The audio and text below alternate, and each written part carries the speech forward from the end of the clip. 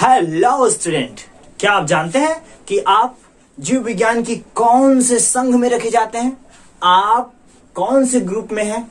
आपके आसपास आपके पड़ोस के जितने भी जीव जंतु हैं वो कौन कौन से समूहों में रखे जाते हैं और उनका अध्ययन कैसे कैसे होता है? तो आइए डिस्कशन करते हैं समस्त छोटे और बड़े जीव जंतुओं पे जो हमारे आसपास पाए जाते हैं। इसके अलावा वर्गीकरण के उस फैक्टर को, उस क्रम को जिसमें समस्त छोटे से लेकर समस्त बड़े जंतुओं का अध्ययन किया गया है।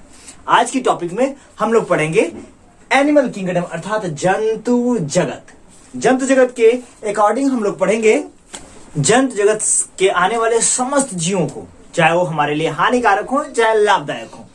मैं आपसे कहता हूं कि आपको अगर इस अवस्था में छोड़ दिया जाए, कह दिया संसार के समस्त जीवों को वर्गीकृत करके आ जाइए, सबका नामकरण करके आ जाइए, तो भैया बता रहे हैं ना, दाढ़ी और मूंछ सब पक जाएगी, निकल भी ला लेंगे, लेकिन समस्त जीव जंतुओं का अध्ययन नहीं हो सकता। तो आज क्लियर करेंगे कि हमारे साइंटिस्टों ने कितने बेहतरीन ढंग से समस्त जीव जंतुओं का अध्ययन कर उन्हें अलग अलग क्रम्स में, अलग अलग संघों में बांट दिया। तो आइए बिना देर के हुए स्टार्ट करते हैं। टॉपिक है जंतु जगत, इंग्लिश है एनिमल किंगडम। अच्छा, एनिमल किंगडम आया कहां से? आपने 5 किंगडम सिस्टम अर्थात 5 जगत पद्धति पढ़ा होगा। किसने दिया था? तो R.H. विटेकर ने दिया था। किसने दिया? R.H. विटेकर। R.H. विटेकर ने दिया। कितने फाइलम, कितने जगत में बांटा भाई? 5 जगत में बांटा था, तभी तो 5 किंगडम होता है। पहला था मोनेरा, आप जानते हैं ना, मोनेरा। दूसरा प्रोटिस्टा, तीसरा फंजाई, चौथा प्लांटी, मैं बहुत तेजी से लिख रहा हूं, और लास्ट है एनिमिलिया। एनिमिलिया अर्थात एनिमल्स का अध्ययन, प्लांट का अध्ययन, कवक का अध्ययन, प्रोटिस्टा का अध्ययन और मोनेरा का अध्ययन। अभी आप चूंकि इसको 5 जगत में बांटा गया था, तभी तो इसको नाम दिया गया 5 किंगडम सिस्टम, 5 जगत पद्धति, जिसमें हम लोगों ने मोनेरा के बारे में बताया था कि इसके अंतर्गत बैक्टीरिया और साइनोबैक्टीरिया आते हैं। प्रोटिस्टा के अंतर्गत सबसे छोटे जीव आते हैं। यहीं से टॉपिक स्टार्ट होता है, ये वाला टॉपिक और ये वाला टॉपिक, दोनों टॉपिक क्लियर करें, अर्थात 2 किंगडम क्लियर करेंगे। जो प्रोटिस्टा है बाबू, जो प्रोटिस्टा है वो संघ प्रोटोजुआ के समस्त जीवों को प्रोटिस्टा में रखा गया है। चाहे आप फाइलम संघ प्रोटोजुआ कह लीजिए, चाहे किंगडम प्रोटिस्टा कह लीजिए, दोनों एक किंगडम है, एक फाइलम है, लेकिन जितने भी जीव प्रोटोजुआ में रखे जाते हैं वो सभी कहां है? प्रोटिस्टा में। तो आप कभी कभी यहां भी दे देता है प्रोटिस्टा में कौन से जीव होते हैं, तो एक कोष की होते हैं। इसके अलावा एनिमिलिया में अध्ययन किया जाता है समस्त जंतुओं का, और एनिमिलिया को ही यहां लिया गया है। आई होप कि अब आपको बहुत अच्छे से क्लियर हुआ होगा। तो आइए स्टार्ट करते हैं और डिबेट करते हैं समस्त टॉपिक के ऊपर। आप यह भी जान गए मोनेरा वनेरा सब जो भी था, जो भी छोटी छोटी टॉपिक्स अनकंप्लीट थी। तो समस्त संसार के समस्त जीव जंतुओं को, चाहे वो जल में हो, चाहे स्थल पे हो, चाहे वायु में हो, चाहे मिट्टी में गड़ के रहते हो, चाहे ऊपर रहते हो, आई डोंट नो, सभी को 10 संघों में बांटा गया। ये समस्त क्या है बाबू? ये समस्त क्या है? संघ है। इन्हें इंग्लिश में कहते हैं फाइलम। क्या कहते हैं? फाइलम कहते हैं। हिंदी में क्या कहते हैं? संघ। अब इनको संघों में जब बांटा गया, तो कितने संघों में बांटा गया? टोटल 10 संघों में। एक ही बात आपको ध्यान रखनी है कि संघों में जब क्लासिफाई किया गया, वर्गीकृत किया गया, तो सबसे जो पहला संघ बनाया गया उसमें सबसे छोटे जीवों को रखा गया। सबसे पहला संघ जो बनाया गया, संघ प्रोटोजुआ, उसमें सबसे छोटे जीवों को रखा गया, और जितना नीचे वाले क्रम में आते गए, जितना डाउन होते गए, उतने बड़े जीव रखे गए। अर्थात हम लोगों का जो पहला संघ है उसमें सबसे छोटे जीव, लेकिन दूसरा उससे बड़े, पहले वाले से बड़े, फिर तीसरा दूसरे से बड़े, अर्थात जितना डाउन नीचे चले गए उतना बड़े जीवों का क्रम आता गया। बात क्लियर? तो इसका मतलब क्लियर कर लीजिए कि हम लोग जो हैं सबसे विकसित है तो सबसे नीचे संघ कार्य डेटा में आएंगे। बातें क्लियर हो रही है कि हम लोगों के लिए कौन सा संघ बनाया गया? जंतु जगत का संघ कार्डेटा, सबसे विकसित, सबसे बुद्धिजीवी संघ कार्डेटा माना जाता है। तो आइए वन बाय वन डिबेट करते हैं। संघ प्रोटोजोआ, जो प्रोटोजोआ, फाइलम प्रोटो, अच्छा कहीं पे आपको हर जगह प्रोटोजोआ मिलेगा, ये संघ मिलेगा हिंदी में, और इंग्लिश में फाइलम कहते हैं। अभी मैंने आपको मेंशन करके बता दिया। प्रोटोजोआ शॉर्ट में लेके चलते हैं। इसके समस्त जीव, अब आप बताइए, पहला है तो छोटे जीव की बड़े जीव, तो भैया छोटे जीव जो बहुत ही सूक्ष्म होंगे, है ना, तो ये ऑलरेडी आप समझिए छोटे हैं, तो एक कोशिकीय जीव। अगर मैं नोट डाउन करूंगा तो बहुत टाइम लग जाएगा और वीडियो बहुत लंबी हो जाएगी। मैं नोट डाउन नहीं करता हूं, मैं आपको समझाता हूं। आप एक इन्फॉर्म की दृष्टि से, नॉलेज की दृष्टि से इसको अपने माइंड में सेटअप करते चलिएगा। संघ प्रोटोजोआ में समस्त आने वाले जीव एक कोशिकीय थे। मुख्यतः पोखरे, तालाब, नदियों, झील, झरनों आदि के जल में पाए जाते थे। कुछ उसमें से ऐसे जीव थे जो परजीवी थे। अरे बाबू, परजीवी मतलब, पर का मतलब दूसरे, और जीवी का मतलब दूसरे पे आश्रित, है ना, अर्थात ऐसे जीव जो दूसरों पे आश्रित होकर दूसरे को नुकसान पहुंचाकर अपना लाभ करते हो, अपना भोजन बनाते हो, ऐसे जीवों को परजीवी कहते हैं। बातें क्लियर हो रही है? जैसे में एंट अमीबा हिस्टोलिटिका, अर्थात अमीबा, आपने नाम सुना अमीबा का? मैं बहुत हैवी नहीं बता रहा हूं, मैं आपको शार्ट बता रहा हूं। अमीबा का नाम सुना है? अमीबा की ही एक जाति होती है, मैंने यहां अमीबा को मेंशन किया है। अमीबा की ही एक जाति होती है एंट अमीबा हिस्टोलिटिका। वो क्या होता है? पोखरी, तालाब, गंदे जल में पाया जाता है। जब गंदे जल का सेवन करते हैं, आप पोखरे में नहाते हैं, छपक्का मार के नहाने लगते हैं, तो पोखरे का जल, दूषित जल जब पेट में चला जाता है तो एंट अमीबा हिस्टोलिटिका भी पेट के अंदर चला जाता है और इंटेस्टाइन की, अरे छोटी आंत की दीवार में छेद कर देता है। और जब छेद कर देता है तो दुखाएगा कि नहीं दुखाएगा? दुखाएगा, और एक रोग उत्पन्न हो जाता है जिसे कहते हैं खूनी पेचिस। बात क्लियर? हमारे दांत के मैल में एंट अमीबा जिंजीवैलिस पाया जाता है, जो क्या करता है? पायरिया रोग उत्पन्न करता है। आप देखते हैं कभी कभी दतुअन करते रहते हैं तो खून आने लगता है, तो एंट अमीबा जिंजीवैलिस के कारण होता है। किसकी जाति है? संघ प्रोटोजोआ की जाति है। एक कोशिकी होते हैं, पोखरे, तालाब, झील, झरनों में पाए जाते हैं। और क्या, कुछ परजीवी होते हैं जो जंतुओं के शरीर में, शरीर के अंदर निर्भर होकर भोजन बनाते हैं और उन्हें क्या करते हैं? नुकसान पहुंचाते हैं। एग्जाम्पल, बेस्ट एग्जाम्पल क्या है भैया इसका? अमीबा, पैरामेसियम और क्या? यूग्लिना, आप जानते हैं, ठीक है ना। मैं सामने मेंशन कर दे रहा हूं, अमीबा, पैरामेसियम और यूग्लिना। बातें क्लियर हुई? छोटा नोट्स है, बहुत बेहतर। आपको इतना जानना बहुत कंपलसरी है, एक इंट्रोडक्शन के पॉइंट्स ऑफ व्यू से। दूसरा है बाबू पोरीफेरा। पोरीफेरा मतलब समझिए, अभी तो ये पोखरे, तालाब, झरनों में पाए जा रहे थे। अब मैं आपसे पहला एक छोटा सा क्वेश्चन पूछता हूं, क्या प्रोटोजोआ के, सॉरी, पोरीफेरा के जीव प्रोटोजोआ से छोटे होंगे कि बड़े होंगे? तो मेंशन, जाहिर सी बात है, इससे प्रोटोजोआ से क्या होंगे? बड़े होंगे, क्योंकि ये नीचे वाले क्रम में अब आ रहे हैं। जितना नीचे वाले क्रम में आएंगे उतने बड़े जीव रखे जाएंगे, अर्थात प्रोटोजोआ, सॉरी, पोरीफेरा के जितने जीव होंगे प्रोटोजोआ से बड़े होंगे। अब आगे बढ़ते हैं। पोरीफेरा का मतलब होता है, पोर का मतलब होता है छिद्र। क्या होता है? पोरीफेरा है ना, फेरा, तो पोर का मतलब होता है छिद्र।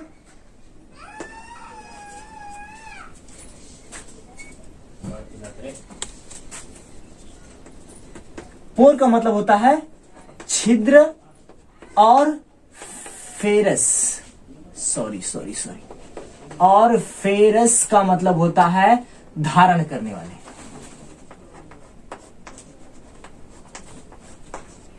अर्थात छिद्र को धारण करने वाले जीव, अर्थात ऐसे जीव जिनके पूरे शरीर पे छोटे छोटे छिद्र पाए जाते हों, उन छिद्र को हम ऑस्ट्रिया कहते हैं। और होता क्या है, ये समस्त जीव समुद्री होते हैं, सी वाटर में पाए जाते हैं। बातें क्लियर हो रही है? अभी पहला कहां था? पोखरे, तालाब में, लेकिन दूसरे कहां हैं? ये पाए जाते हैं समुद्री होते हैं, समस्त समुद्री होते हैं। और इनके समस्त शरीर पे क्या होते हैं? छोटे छोटे पोर्स पाए जाते हैं, जिससे समुद्री जल बाहर अंदर होता रहता है, अर्थात एक बार पहले सोखते हैं फिर क्या करते हैं, छोड़ते हैं। अब उसी से वो अपना भोजन का निर्माण कर लेते हैं। इसके बेस्ट एग्जांपल है, आपने पढ़ा होगा साइकॉन। क्या पढ़ा होगा, साइकॉन। और इसके अलावा यूप्लेक्टेला, जिसे हम वीनस फ्लावर और बास्केट कहते हैं, मैंने इमेज पे सेट कर रखा। आई होप कि इतनी चीजें बहुत अच्छे से क्लियर होंगी। तीसरे नंबर पे है सिलेंट्रेटा। अच्छा, इसकी मीनिंग हम लिखते हैं तो कोलेंट्रेटा लिखते हैं, कोलेंट्रेटा अर्थात सिलेंट्रेटा। इसे हम नाइडेरिया भी कहते हैं। क्या कहते हैं, नाइडेरिया। ये आपके एग्जाम में कंफ्यूजन करने वाला पॉइंट आता है। इसे हम नाइडेरिया भी कहते हैं। और सिलेंट्रेटा या नाइडेरिया क्यों कहते हैं, क्योंकि इनके शरीर पर दंश कोशिकाएं होती हैं, दंश कोशिकाएं,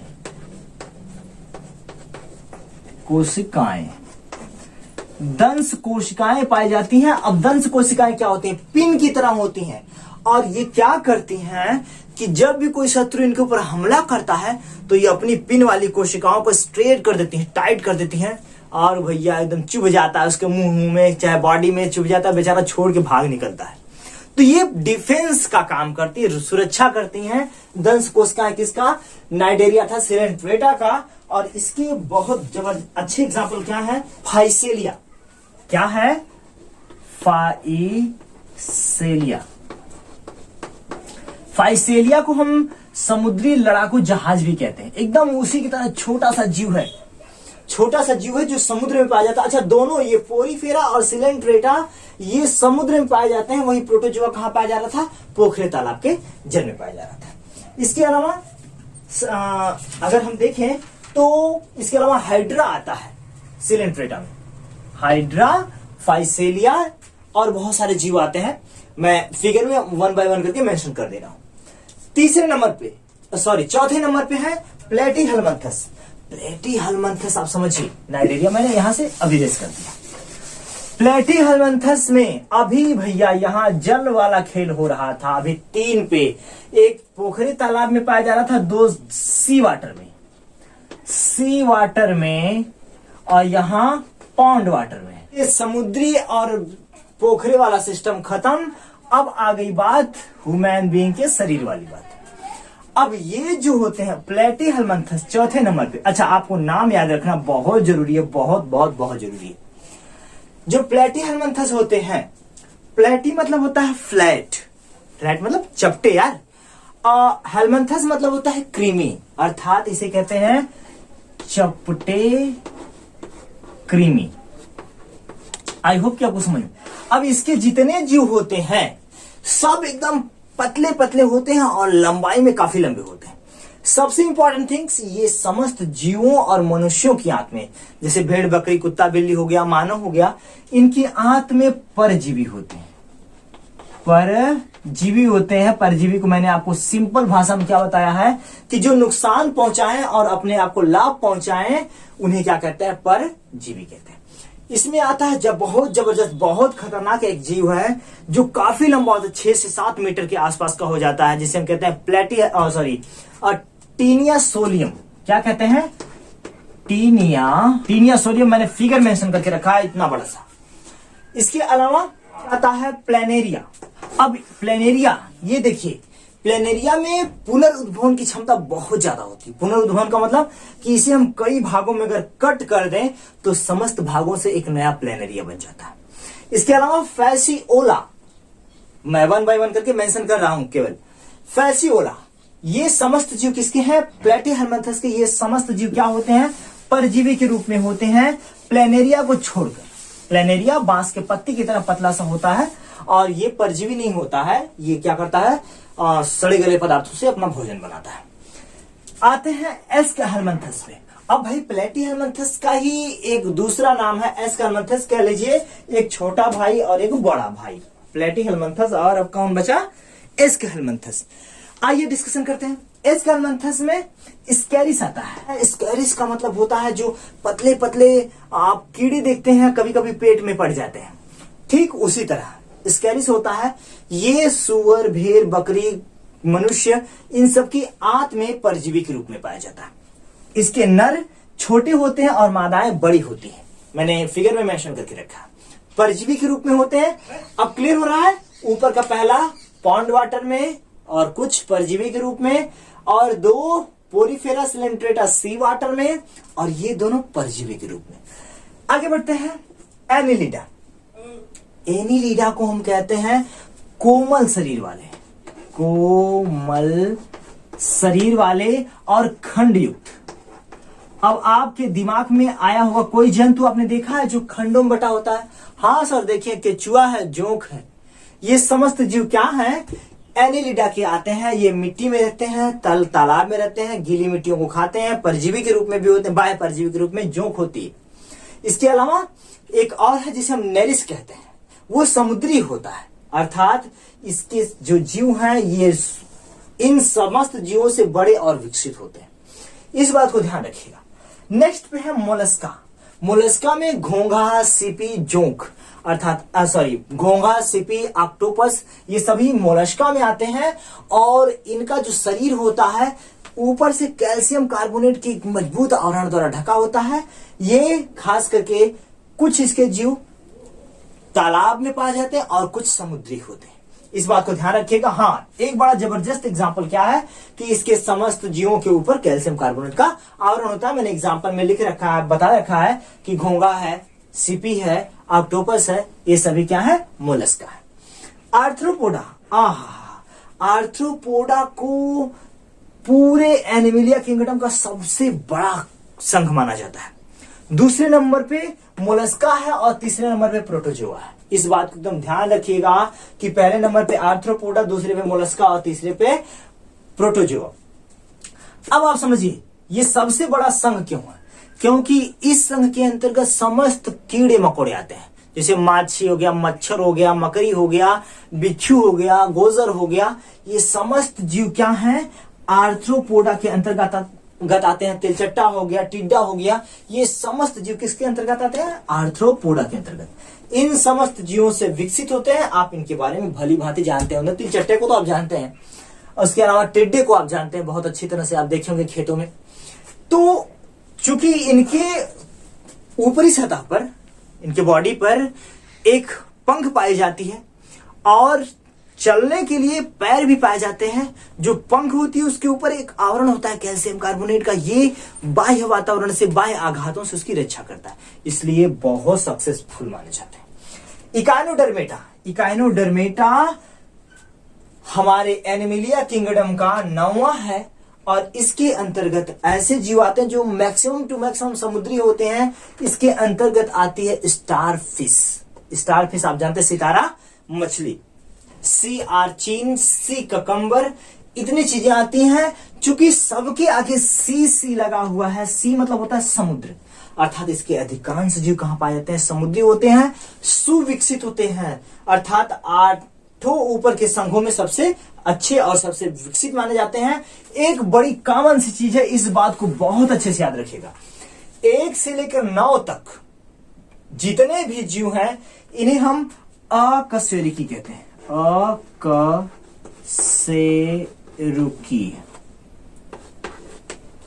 अकशेरुकी इनवर्टिब्रेट, इनवर्टिब्रेटा